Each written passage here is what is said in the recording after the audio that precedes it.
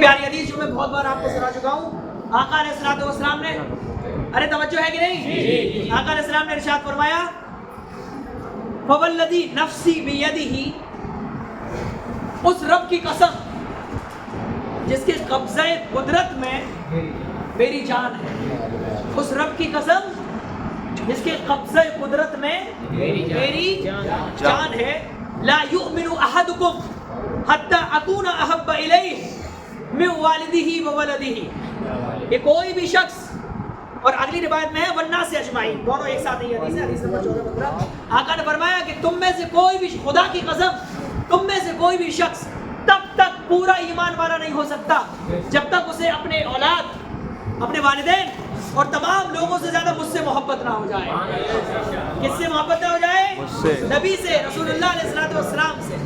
ارے دھیان ہے آپ کا کہ نہیں؟ کیونکہ ہم نے پہلے ہی کہا تھا کہ سب چیز بعد میں ہے، پہلے رسول اللہ کی بات ہے۔ بے شک جان ایمان ہے وہ، ایمان کی جان ہے وہ، اللہ کی سرتاب قدم شان ہے وہ، یہ بول دو، یہ اللہ کی سرتاب قدم شان ہے یہ، انسان نہیں انسان وہ ایمان ہے یہ، بے شک سبحان اللہ، انسان نہیں انسان وہ انسان ہے یہ، انسان نہیں انسان وہ انسان ہے یہ۔ قرآن تو ایمان بتاتا ہے انہیں، قرآن تو ایمان بتاتا ہے انہیں، ایمان یہ کہتا ہے میری جان ہے۔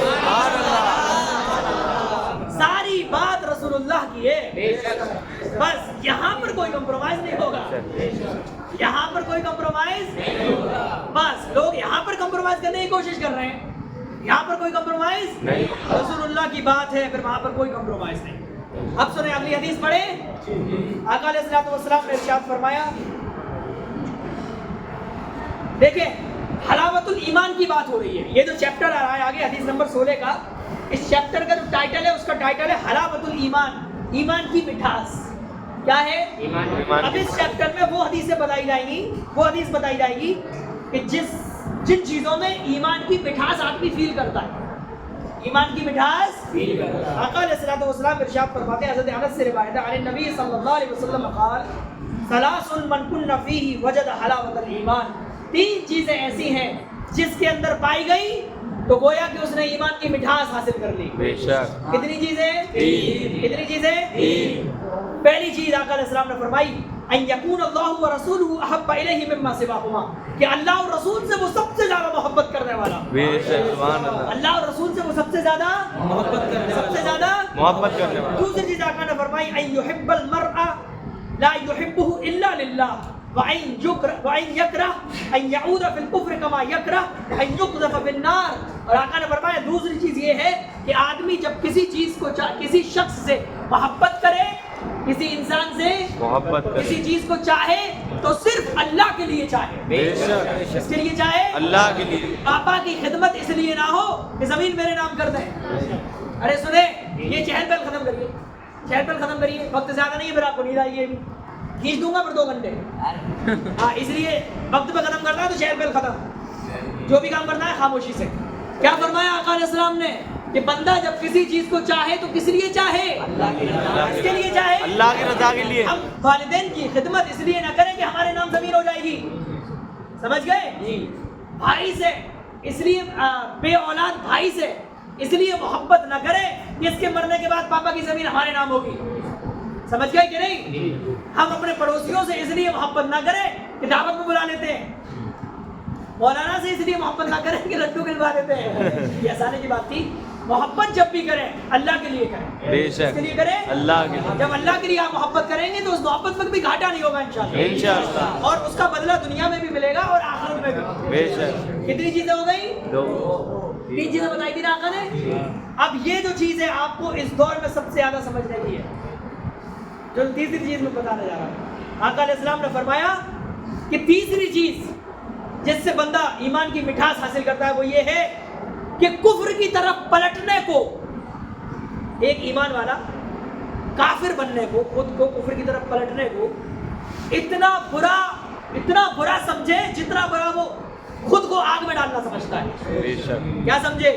کوئی بندہ ہم میں سے یہ پسند کرے گا کہ ہمیں آگ میں ڈال دیا جائے؟ نہیں. کوئی بھی پسند کر سکتا ہے؟ نہیں. بندہ چھوڑیے، ہر مخلوق یہ پسند کرتی ہے کہ آگ میں نہ ڈالا جائے. ہر مخلوق کو آگ کی شدت کا احساس ہے نا. تو جس طرح ہم نفرت کرتے ہیں اس چیز سے کہ ہمیں آگ میں ڈالا جائے، آقا نے فرمایا اسی طرح نفرت کرو کہ آپ سے کفر کا کام ہو، آپ کے ذریعے کوئی بھی کفری کام کا صدور ہو، کفر کی طرف پلٹے، کوئی ایسا کام کرے جو اینٹی اسلام ہو. آقا کہتے ہیں اس سے بھی نفرت اسی طرح ہونی چاہیے جس طرح آگ میں گرنے سے نفرت ہوتی ہے. اب ہم کیا کر رہے ہیں؟ رزق کے نام پر، بزنس کے نام پر، کالج کے نام پر، جاب کے نام پر ہم وہ رسمیں کر رہے ہیں جن کا اسلام سے کوئی تعلق نہیں ہے، جس کا اسلام سے. اور جب سمجھایا جائے تو ارے مولانا دکانداری ہے. کیا ہے؟ کیا دکانداری صرف آپ ہی کی ہے، مولانا کی نہیں ہے؟ کیا مولانا معاش نہیں کماتے ہیں؟ کیا انہیں ضرورت نہیں ہے کمائی کی؟ کیا آسمان سے منڈو سلوٹ پکڑا ان کے لیے؟ ہمیں بھی تو کسٹمر قوم ہی سے ملتے ہیں، ہمیں بھی تو اگر ہم کسی سے کمائیں گے قوم سے ہی تو کمائیں گے نا. تو ہم تو کمپرومائز نہیں کرتے. فرق یہ ہے کہ ہمارا ایمان تھا، ہے، رہے گا. وَمَا مِن دَابَّةٍ فِي الْأَرْضِ إِلَّا عَلَى اللَّهِ رِزْقُهَا. زمین پر رہنے والی ہر مخلوق کا رزق اللہ کے ذمہ کرم پہ ہے. پوری دنیا آرتی کو بہشکار کرے، کیا ہمیں کسی نے بھوکا سلا پایا آج تک؟ کس نے رزق کھلایا؟ کس نے رزق کھلایا؟ اللہ نے. لاک ڈاؤن میں لوگ بھوکے مرے، بتائیے کسی مسلمان کی نیوز آئی بھوکا مرنے کی؟ کس نے رزق کھلایا؟ اللہ نے. تو کیا ہم خدا کے دین سے بغاوت کر کے کفری کام کر کے رزق میں برکت کرا سکتے ہیں؟ نہیں. قرآن مقدس نے فرما دیا کہ رزق دینے والی ذات صرف اللہ کی ذات ہے. پیارے دوستو، رزق کے نام پر رازق کو مت بھولیے. رزق کے نام پر رازق کو مت بھولیے. رازق کو بھولنے کا مطلب یہ کہ آپ سب کچھ بھول گئے. آپ سب کچھ بھول جائیں گے. اس لیے آپ سب، میں انڈائریکٹلی کہہ رہا ہوں،